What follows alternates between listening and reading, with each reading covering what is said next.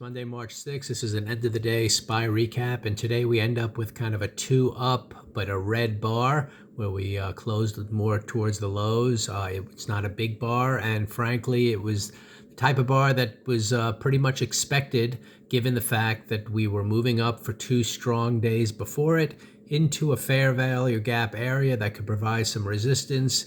And now we have to figure out, do we at this point start working our way down to the bottom of that range, or is it just going to be a pause area before continuing higher? And we don't know that until further price action unfolds. But we certainly have some key things to look at now. First of all, you have the yellow line here, which is the open of the week. So with this type of reversal bar, you kind of expect lower price tomorrow, a little bit at some point. Also, the Fed speaking. There's a lot of news items this week that affect the volatility of the market. I don't think it's going to affect really what the market eventually wants to do, but day to day it might have a certain impact volatility wise. Anyway, if we come down here to the lows, we should make a lower low at some point. We are in a not only are we in a fair value gap between the low of this bar and the high of this bar, there's also an actual gap down here that might want to be filled. So there's certainly areas to come down into before possibly moving higher, but you don't know for sure. But as long as you stay below the yellow line with any kind of price action, our bias for the week is to the downside. You can see here we started the week now after that broadening, 3-bar to the upside. So far on day one, we have a little bit of a red bar. So if we can hold in here and kind of hold the midpoint of that bar, we can definitely start up again and continue this week higher. But it also could be the start of a big reversal heading lower, and we're just going to have to monitor. But in terms of today's price action and the opportunities today, I think it was pretty clear in terms of right out of the gates, you had the green bar and the pause on bar 2. And then I shot a video how I bought some calls here. And I knew this, red line was kind of the upper megaphone kind of broad and higher high that could be in play relative to the lower lows that took place.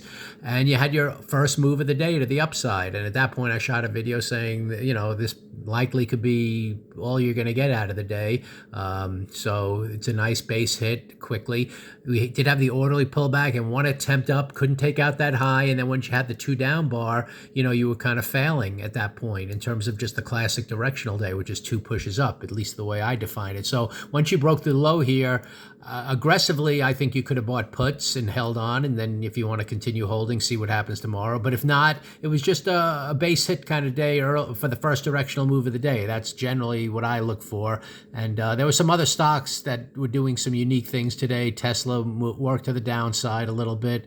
And there were other stocks, again, that you just have to go around the board. But in terms of the SPY itself, this was just a classic, directional move into an area that definitely could pose some resistance. And we kind of highlighted that in the pre-market. So now we want to see the follow through tomorrow, kind of how it unfolds. We'll have to watch the, the 15-minute structure of the day to see if it's a lot of momentum or if it ends up kind of wanting to kind of just form a little bit of support somewhere into this gap area before heading higher. We're going to kind of reference that opening line here, the yellow line, the open of the week, and kind of as long as we're below that, we'll be biased to the downside.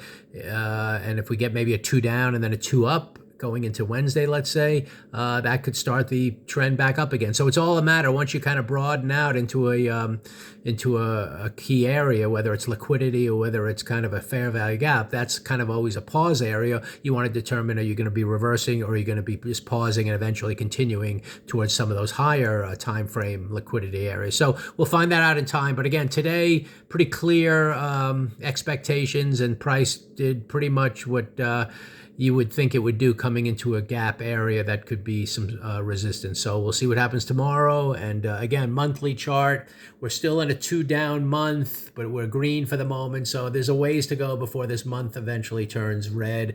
But if we could be starting that failure up here below the yellow line, maybe you'll see this monthly chart slowly start to, get less and less green. And there'll be some, we still have plenty of time left to eventually have some kind of signal which really could work it down, towards these targets here. Again, we'll see how this monthly chart unfolds as well. So, but for today, start of a potential failure on the weekly chart, monitor that yellow line, and we'll see how things unfold tomorrow and for the rest of the week.